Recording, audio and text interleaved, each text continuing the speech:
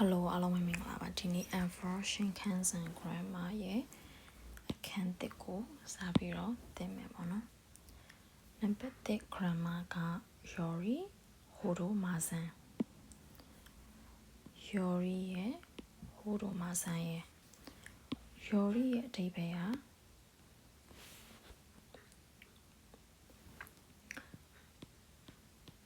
ထက်နာနီထက်Hodo ကလောက်နာနီလောက်Masan မဖတ်ဘူးဆိုတဲ့အဓိပ္ပာယ်အဲ့တော့Yori ကိုကဘာနဲ့ရေးလဲဆို noun နဲ့ရောတယ် noun Yori noun Hodo Masan noun နဲ့ပဲတွဲသုံးတယ်အဲ့တော့ဒီဟာကိုဘယ်အချိန်မှာသုံးလဲဆို Yori ကထက် Hodo Masan လောင်ဖို့ဆိုတော့နှိုင်းရှင်တဲ့အခါမှာသုံးတယ်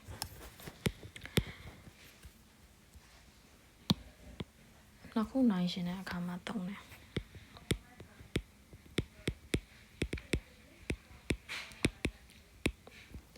နောက်ခုနိုင်ရှင်တဲ့အခါမှာသုံးတယ်အဲ့တော့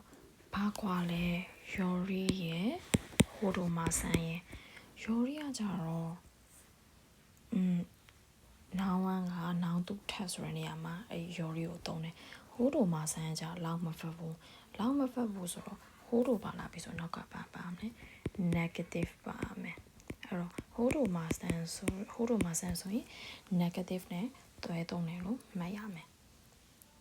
အဲ့ဒါဆိုရင်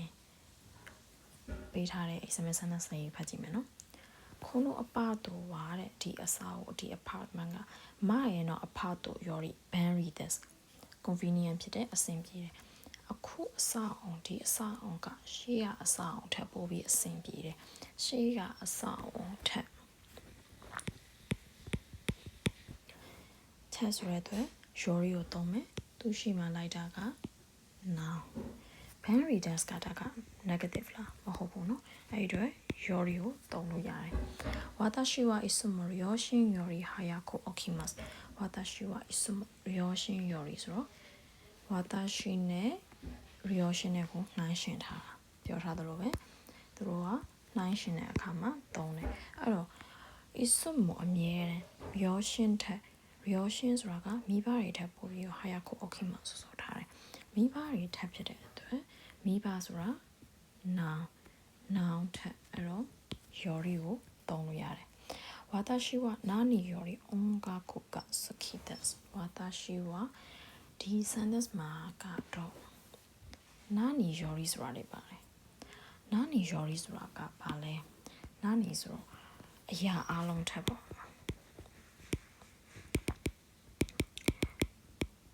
ပြောရမယ်ဆိုရင်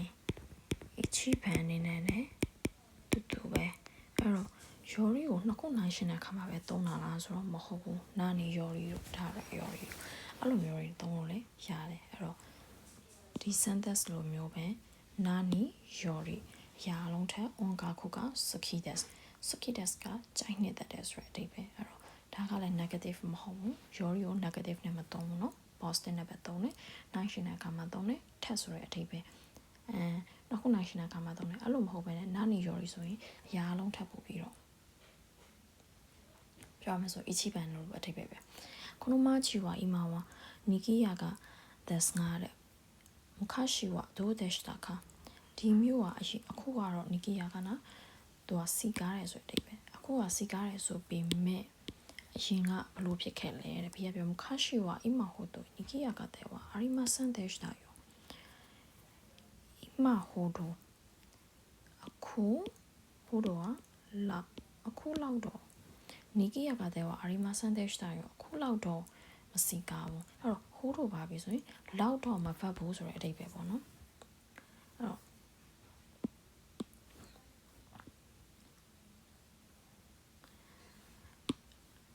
အဲ့ဆို Yori နဲ့ဟိုးတို့မာဆန်ရဲ့အဓိပ္ပာယ်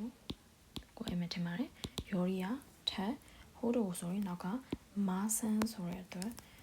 negative လိုက်တယ်အဲ့တော့ Yori နဲ့ဟိုးတို့မာဆန်ရဲ့ကွာခြားချက်ကYori ကထက်နှစ်ခုနိုင်ရှင်တဲ့အခါမှာဟိုးတို့မာဆန်ဆိုလို့ရှိရင်လောက်မဖတ်ဘူး negative နဲ့တွဲသုံးတယ် nani nani yori nani nani no ho nani nani yori nani nani no ho nani nani နှစ်ခုနိုင်ရှင်တဲ့အခါမှာသုံးတာပေါ့နော်နာနီနာနီထက်နာနီနာနီကဆက်လာမယ်ပို့ပြီးတော့ဗာဖြစ်တာလဲနှစ်ခုဒါဆိုလဲနှစ်ခုနိုင်တဲ့အခါမှာသုံးတယ်အဲ့တော့ဘာနဲ့တွဲသုံးလဲဆို noun နဲ့တွဲသုံးတယ် noun yori noun no ho အဲ့တော့နှစ်ခုနိုင်ရှင်တဲ့အခါမှာသူပြောချင်တယ်ပို့ပြီးတော့တာတဲ့ဟာက noun တော့ဟိုရဲ့အရှိမှာပဲနော်နှစ်ခုနိုင်ရှင်တဲ့အခါမှာသူထပ်ပို့တာတဲ့ຢာက noun တော့ဟိုရဲ့အရှိမှာ example sentence ဖတ်ကြည့်မယ်ဝါတာရှိယောရီတဲ့ ototo no ho ကဆဲကတာက des အဲ့တော့ဒီ sentence မှာဆိုရှင်ဆဲကတာကရဲ့ရှိတယ်ဆိုတဲ့နေရာမှာဝါတာရှိလား ototo လား no ဟိုရဲ့ရှိရဖြစ်တယ် ototo ကပို့ပြီးရဲ့ရှိတယ်လို့ပြောချင်တာအဲ့တော့ဝါတာရှိကျွန်တော်နဲ့brother ပေါ့နော်ကိုထက်ငယ်တဲ့မောင်လေးဒါမှညီလေးနဲ့နိုင်တဲ့အခါမှာညီလေးကပို့ပြီးတော့ရက်ရှိတယ်။ no ဟိုရက်ရှိတာဟာကပိုတာတယ်လို့ပြောတာ။ no ဟိုရက်ရှိတာဟာကအရက်ပိုရှိတယ်။သူပြောချင်တဲ့ဒီနောက်က sentence ကိုပြောချင်တာက ototo မရဲ့နော် text の方がこの text より良かったですဒီမှာဆိုရင်良かったစင်ပြေတယ်။အဲ့တော့မရဲ့နော် text အရင်က textbook နဲ့အခုခုန text အခု textbook နဲ့နှစ်ခုနိုင်တဲ့အခါမှာဘယ်ဟာကပိုပြီးစင်ပြေလဲမသိဘူးရော်ရီလည်းပါတယ်ဟိုတို့လည်းပါတယ် okay ယောခတာက not ဟိုရဲ့ရှေ့ဟာကသူပြောချင်တဲ့ဟာဆိုတော့အရင်က textbook ကပိုပြီးတော့အစင်ပြေခဲ့တယ်လို့သူပြောချင်တာဝါတာရှိဝကောဟန်ရော်ရီဖန်တော့ဟိုယောကိုတာပဲမတ်ကျွန်တော်ကကောဟန်ထမင်းထက်ပန်းပေါမုံကိုယောခုတာပဲမတ်ဆိုကောင်းစားဖြစ်တယ်အဲ့တော့သူစားဖြစ်တယ်ဆိုတော့တာပဲမတ်ယောခုတာပဲမတ်ကောင်းစားဖြစ်တာကဘာလဲနော်ဟိုရဲ့ရှေ့ကပန်ကိုပူစားဖြစ်တယ်ကောဟန်နဲ့ရှင်လို့ရှိရင်အဲ့တော့နှစ်ခုနိုင်ရှင်တဲ့အခါမှာသုံးတယ်နောင်နှစ်ခုရှိမယ်နောင်ဝမ်းရှိမယ်နောင်သူရှိမယ်နော်အဲ့တော့နောင်ဝမ်းနဲ့နောင်သူနဲ့အဲ့တော့နောင်ဝမ်းယော်ရီနောင်သူနော်ဟိုနှစ်ခုနိုင်ရှင်တဲ့အခါမှာသုံးတယ်သူပြောချင်တဲ့ပို့ပြီးတော့စားကောင်းတာတော့ပို့ပြီးတော့တောက်ဖြစ်တာပို့ပြီးတော့ကြိုက်နေတာပို့ပြီးတော့ဈေးကြီးရယ်ဆိုတဲ့ဟာ choice တဲ့ဟာက noun သူ not ဟိုရဲ့ရှေ့ဟာဒါလေးသိရင်ဒီ sentence ဒီ grammar ကိုလည်းနားလည်မိတယ်ပါအဲ့တော့နံပါတ်3နာနီနာနီတော့နာနီနာနီတော့ဒိုချီရာနာနီနာနီတော့နာနီနာနီတော့ဒိုချီရာဘာနဲ့တွဲသုံးလဲဆို noun နဲ့ပဲတွဲသုံးတယ် noun တော့ noun တော့ဒိုချီရာအဲ့တော့ noun နဲ့ noun တော့ဘာနှစ်ခုရှိသွားပြီ yori ဟိုတော့ yori နော်ဟိုရဲ့ noun တော့ noun တော့ဒိုချီရာဒါပေမဲ့ noun တော့ noun တော့ဒိုချီရာရဲ့အဓိပ္ပာယ်က noun နဲ့ noun တော့ဘယ်ဟာကဆိုရဲ question မှာတုံးတယ် noun နဲ့ noun တော့ဘယ်ဟာလဲမေးတဲ့အခါမှာတုံးတယ်ထားပါတော့ယထာနဲ့ဘတ်စကားနဲ့မနော်ဘယ်ဟာပို့ပြီးတော့စေးသက်တာလဲဘယ်ဟာပို့ပြီး convenient ဖြစ်လဲဘယ်ဟာပို့ပြီးတော့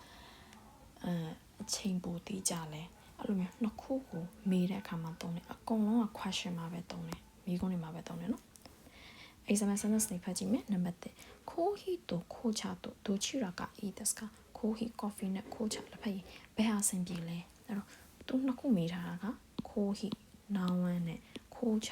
နောင်တူမှာဆိုဘယ်ဟာကအဆင်ပြေလဲနှစ်ခုလုံးကိုမေးတာ question မှာတုံးတယ်နောက်တစ်ခု東駅までバスと電車とどちらが安いですか安いဈေးပေါ်တာကဘယ်ဟာလဲ東駅まで東ဘူတာအထိ bus လား電車လားနှစ်ခုထဲကတစ်ခုကိုရွေးခိုင်းတဲ့အခါမှာတုံးတယ်အမ bus の方が10円安いですအဲ့ဒါဆိုရင်နှစ်ခုတွေကတစ်ခုရွေးတဲ့အခါမှာပြန်ဖြေလို့ရှိရင်ဘယ်လိုပြန်ဖြေလို့ရလဲနော်ဟိုနဲ့ပြန်ပြီးတော့ဖြေလို့ရတယ် therapy တဲ့